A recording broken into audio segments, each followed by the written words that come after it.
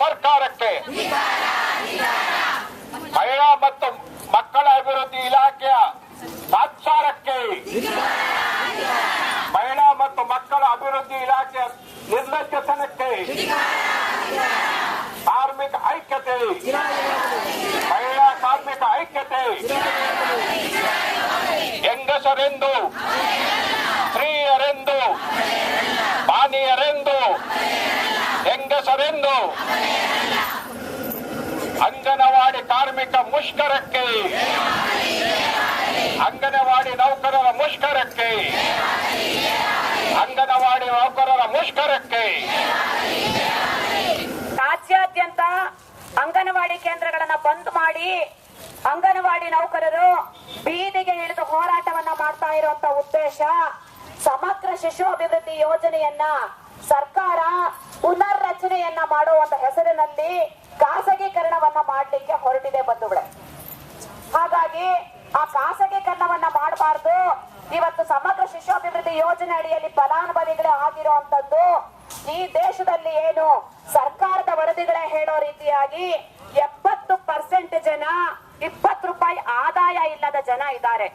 ಅಂತ ಜನರ ಮನೆ ಮಕ್ಕಳಿಗೆ, ತಾಯಂದರಿಗೆ ಈ ಯೋಜನೆ ಅಡಿಯಲ್ಲಿ ಪೌಷ್ಟಿಕ ಆಹಾರವನ್ನ ಕೊಡ್ತಾ ಇರುವಂತದ್ದು.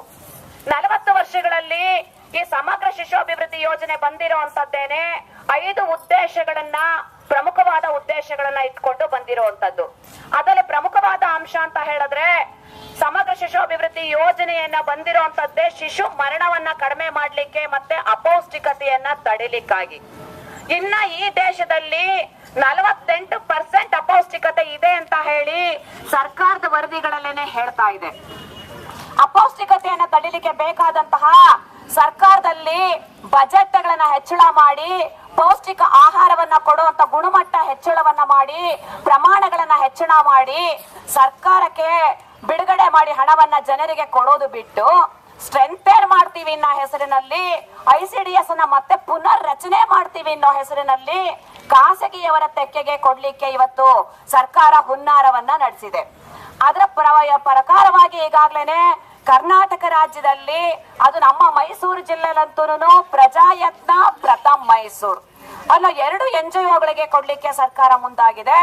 ಇಡೀ ರಾಜ್ಯಾದ್ಯಂತ ಬೀದರಲ್ಲಿ 5% ಖಾಸಗೀಕರಣವನ್ನ ಈಗಾಗಲೇ ಮಾಡಿದ್ದಾರೆ.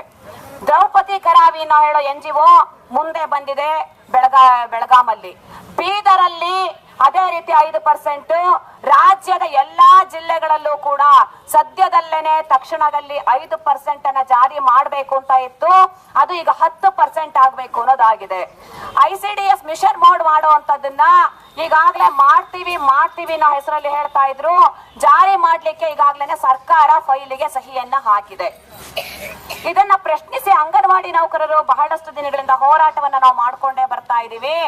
ಮಾನ್ಯ ನಮ್ಮ ಮಂತ್ರಿಗಳು ಕೂಡ ಹೇಳ್ತಾರೆ, ನಾವು NGO ಕೊಡ್ತಾ ಇದೀವಮ್ಮ, ICDS ಮಿಷನ್ ಮಾಡ್ತಾ ಇದೀವಿ, ಖಾಸಗೀಕರಣ ಮಾತ್ರ ಮಾಡ್ತಾನೆ ಇಲ್ಲ ಅಂತ. NGO ಕೊಡ್ತೀವಿ ಅಂದ್ರೆ ಏನ್ ಅರ್ಥ ಇದೆ, ಖಾಸಗೀಕರಣ ಮಿಷನ್ ಮೋಡ್ ಮಾಡ್ತೀವಿ ಅಂತ ಹೇಳಿದ್ರೆ ಏನ್ ಅರ್ಥ ಅಂತ ಹೇಳಿ ನಮ್ಮ ಮಂತ್ರಿಗೆ ಇನ್ನ ಅದು ಮನವರಿಕೆ ಆಗಿಲ್ವಾ ಅಂತ ಹೇಳಿ ಗೊತ್ತಾಗ್ತಾ ಇಲ್ಲ.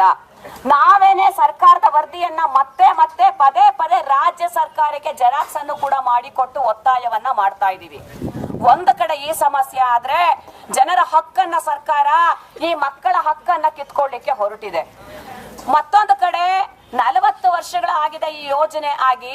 ಈ ಯೋಜನೆ ಆದಂತ ದಿನದಿಂದ ಅಂಗನವಾಡಿ ಕಾರ್ಯಕರ್ತರು ಮನೆ ಕೋಣೆ ಒಳಗಡೆ ಇದ್ದಂತ ಹೆಣ್ಮಕ್ಳನ್ನ ಇವತ್ತು ಮುಖ್ಯ ವಾಹಿನಿಗೆ ತೆಗೆದುಕೊಂಡು ಬಂದಿದ್ದಾರೆ. ಮಕ್ಕಳ ಮಧ್ಯೆ ಅವರು ಆ ಮಕ್ಕಳನ್ನ ಹೆತ್ತಿಲ್ಲ, ಹೆತ್ತು ಕೊಟ್ಟಂತ ಮಕ್ಕಳನ್ನ ಪಡೆದ ತಾಯಿ ಅವರೇ ಅಂತ ಹೇಳ್ಕೊಂಡು ಇವತ್ತು ಸೇವೆಯನ್ನ ಮಾಡ್ತಾ ಇದ್ದಾರೆ ಅಂಗನವಾಡಿ ನೌಕರರು. 40 ವರ್ಷಗಳಿಂದ ಸೇವೆಯನ್ನ ಮಾಡ್ತಾ ಇರುವಂತ ಆ ಅಂಗನವಾಡಿ ಕಾರ್ಯಕರ್ತರಿಗೆ ಕೊನೆ ಪಕ್ಷ ಒಂದು ಕನಿಷ್ಠ ಕೂಲಿಯನ್ನ ಕೊಡೋ ಚಿಂತನೆಗಳನ್ನ ಕೂಡ ಸರ್ಕಾರ ಮಾಡಿಲ್ಲ. ಹಾಗಾಗಿ ಇವತ್ತು ರಾಜ್ಯಾದ್ಯಂತ ಅಂಗನವಾಡಿ ನೌಕರರು ಹೋರಾಟಕ್ಕೆ ಇಳಿದಿರುವಂತದ್ದು. ಈ ಹೋರಾಟವನ್ನ ಮಾಡೋ ಮುಂಚಿತವಾಗಿ ನಾವು ಜನರನ್ನ ಕೂಡು, ಜನರಿಗೆ ಸ್ಕೀಮ್ ಅನ್ನ ಸರ್ಕಾರ ಕಿತ್ಕೊಳ್ಳಿಕ್ಕೆ ಹೊರಟಿದೆ ಅಂತ ಹೇಳಿ ಕರಪತ್ರಗಳನ್ನ ಮುದ್ರಣ ಮಾಡಿ ಇಡೀ ರಾಜ್ಯಾದ್ಯಂತ ಪ್ರತಿ ಗ್ರಾಮ ಪಂಚಾಯಿತಿ ಮುಂದೆ ವಾಹನ ಜಾಥವನ್ನ, ಕಾಲ್ನಡಿಗೆ ಜಾಥವನ್ನ ಮಾಡಿ ಪ್ರತಿ ಜನರಿಗೆ ಈ ಯೋಜನೆ ಬಗ್ಗೆ ಅರಿವನ್ನ ಉಂಟು ಮಾಡಿದೀವಿ. ಹಾಗಾಗಿ ಇವತ್ತು ಈ ಹೋರಾಟಕ್ಕೆ ಇಳಿದಿದ್ದೀವಿ. ಅಧಿವೇಶನಗಳ ಪ್ರಾರಂಭ ಆಗಿದೆ. ಪ್ರಾರಂಭ ಆದ್ರೂ ಕೂಡ ಅಂಗನವಾಡಿ ನೌಕರಿಗೆ ಕೊಡೋ ಒಂದು ಕೂಲಿಯ ಬಗ್ಗೆ ಆಗಲಿ ಅಥವಾ ಈ ICDS ಮಿಷನ್ ಮೋಡ್ ಮಾಡ್ಲಿಕ್ಕೆ ಏನು ಸರ್ಕಾರ ಹೊರಟಿದೆ ಅದಕ್ಕೆ ನಮ್ಮ ರಾಜ್ಯ ಸರ್ಕಾರ ಒಪ್ಪೋದ್ ಬೇಡ, ಕೇಂದ್ರ ಸರ್ಕಾರಕ್ಕೆ ಒತ್ತಾಯವನ್ನ ಹಾಕಿ ಅಂತ ಹೇಳಿ ನಾವೇನ್ ಕೇಳ್ತಾ ಇದೀವಿ. ಇದ್ರ ಬಗ್ಗೆ ಯಾವುದೇ ಚಕಾರವನ್ನ ಎತ್ತುತ್ತಾ ಇಲ್ಲ. ಹಾಗಾಗಿ ನಮ್ಮ ಹೋರಾಟ ಇವತ್ತು 5ನೇ ದಿನಕ್ಕೆ ಕಾಲಿಟ್ಟಿದೆ.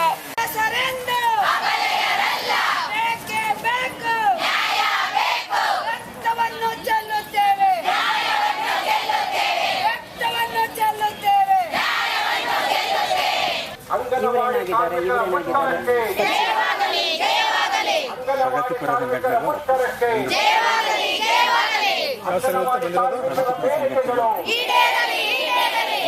ಸರ್, ನನ್ನ ಹೆಸರು ಸುನಂದ, CITUವಿನ ಅಂಗನವಾಡಿ ನೌಕರರ ಸಂಘದ ರಾಜ್ಯ ಪ್ರಧಾನ ಕಾರ್ಯದರ್ಶಿ.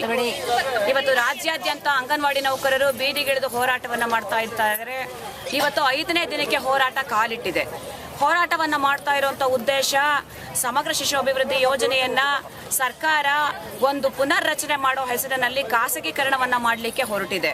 ಇವತ್ತು ಈ ಯೋಜನೆಯನ್ನ ಖಾಸಗೀಕರಣ ಮಾಡಲಿಕ್ಕೆ ಹೊರಟಿರುವಂತದ್ದು, ಈ ಯೋಜನೆ ಒಳಗಡೆ ಇರುವಂತದ್ದು ಸೌಲಭ್ಯವನ್ನು ತಗೊಳ್ತಾ ಇರುವಂತದ್ದು ಈ ಹಳ್ಳಿಯಲ್ಲಿ ಇರುವಂತ ಬಡ ಜನರು, ಕೃಷಿ ಕೂಲಿಕಾರರ ಮಕ್ಕಳು, ರೈತರ ಮಕ್ಕಳು ಅಂತವರ ಮಕ್ಕಳ ಹಕ್ಕನ್ನು ಕಿತ್ಕೊಳ್ಳಿಕ್ಕೆ ಇವತ್ತು ಸರ್ಕಾರ ಹೊರಟಿದೆ.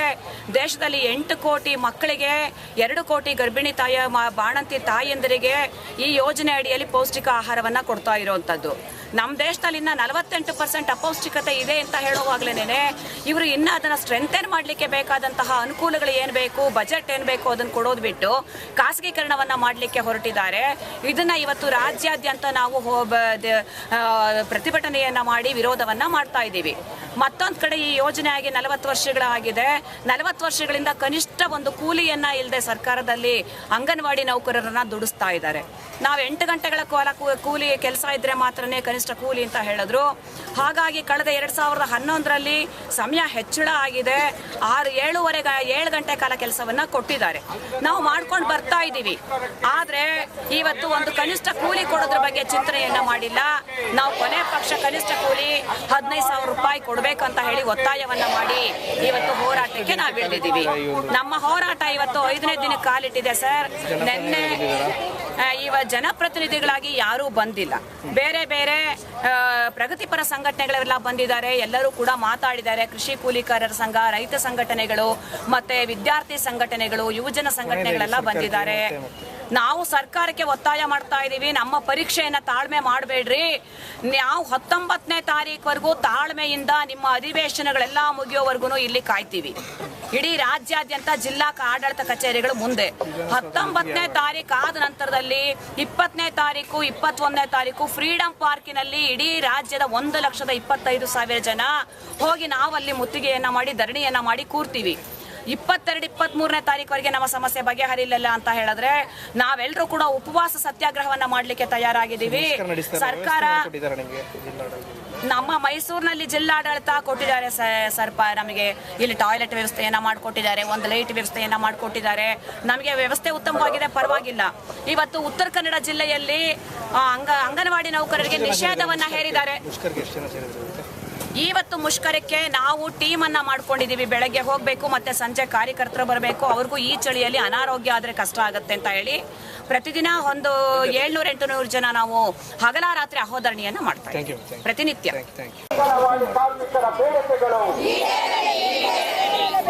ಅಂಗನವಾಡಿ ಕಾರ್ಮಿಕರ ಮುಷ್ಕರಕ್ಕೆ, ಅಂಗನವಾಡಿ ಕಾರ್ಮಿಕರ ಮುಷ್ಕರಕ್ಕೆ, ಅಂಗನವಾಡಿ ಕಾರ್ಮಿಕರ ಬೇಡಿಕೆಗಳು,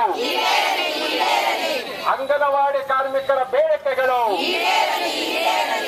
ಹೊರಗುತ್ತಿಗೆ ಎಂಬ ದಲ್ಲಾಳಿ ವ್ಯವಹಾರ, ಹೊರಗುತ್ತಿಗೆ ಎಂಬ ದಲ್ಲಾಳಿ ವ್ಯವಹಾರ, ಹೊರಗುತ್ತಿಗೆ ಎಂಬ ಭ್ರಷ್ಟಾಚಾರ ವ್ಯವಹಾರ, ಹೊರಗುತ್ತಿಗೆ ಎಂಬ ಕಮಿಷನ್ ವ್ಯವಹಾರ, ಅಂಗನವಾಡಿ ಕಾರ್ಮಿಕರ ಮುಷ್ಕರಕ್ಕೆ, ಅಂಗನವಾಡಿ ಕಾರ್ಮಿಕರ ಬೇಡಿಕೆಗಳು, ಅಂಗನವಾಡಿ ಕಾರ್ಮಿಕರ ಬೇಡಿಕೆಗಳು.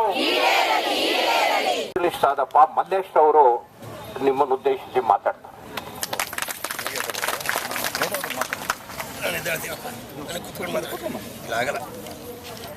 ಅದು ಕಾಲು ಹಿಡ್ಕೊಳತ್ತೆ. ಅಕ್ಕ ತಂಗಿಯರೇ, ನಾನು ನಿಮಗೆ ಮೊಟ್ಟ ಮೊದಲಾಗಿ ಅಭಿನಂದನೆಯನ್ನು ಸೂಚಿಸ್ತೇನೆ. ಯಾಕೆ ಅಭಿನಂದಿಸ್ತಿದ್ದೀನಿ ಅಂದರೆ, ಈ ರಾಜ್ಯದಲ್ಲಿ ಸುಮಾರು ಸ್ವಾತಂತ್ರ್ಯ ಬಂದ ನಂತರ ಸುಮಾರು 60 ವರ್ಷಗಳಿಂದ ಈ ಮಟ್ಟಕ್ಕೆ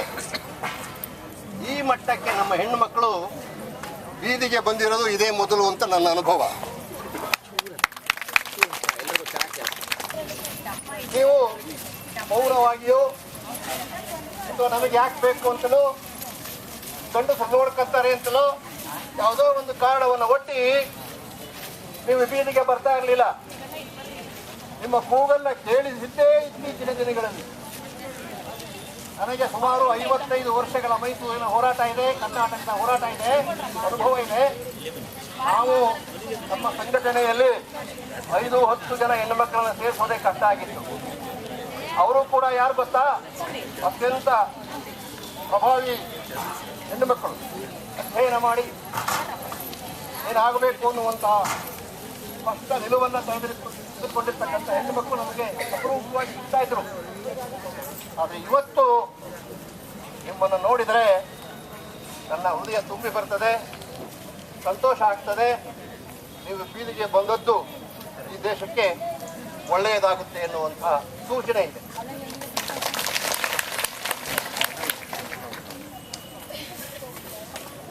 ಆದರೆ ನೀವು ಬೀದಿಗೆ ಬರಬೇಕು, ಬೀದಿಗೆ ತೊಳ್ಳಿದ್ದಿದೆಯಲ್ಲ ನಿಮ್ಮನ್ನ,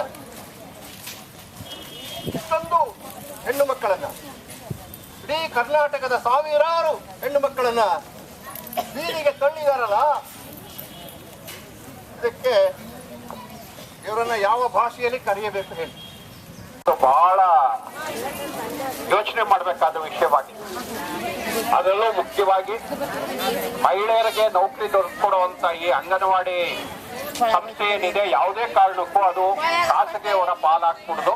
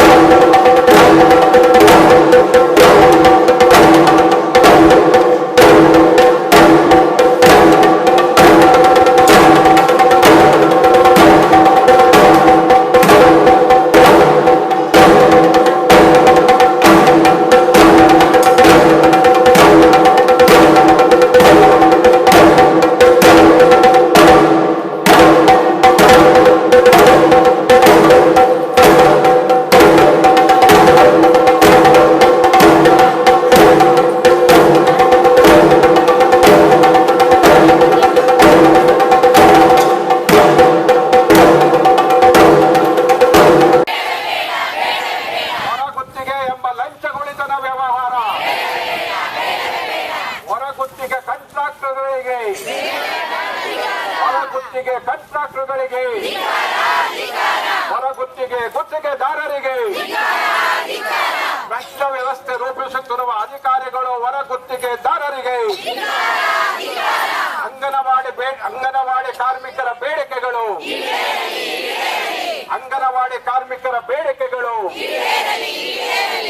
ಮಹಿಳಾ ಹೋರಾಟಕ್ಕೆ ಮಹಿಳೆಯರೆಂದು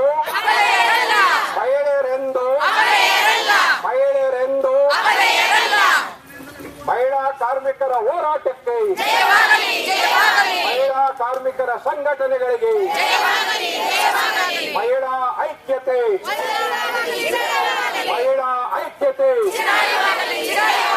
ಮಹಿಳಾ ಹೋರಾಟಕ್ಕೆ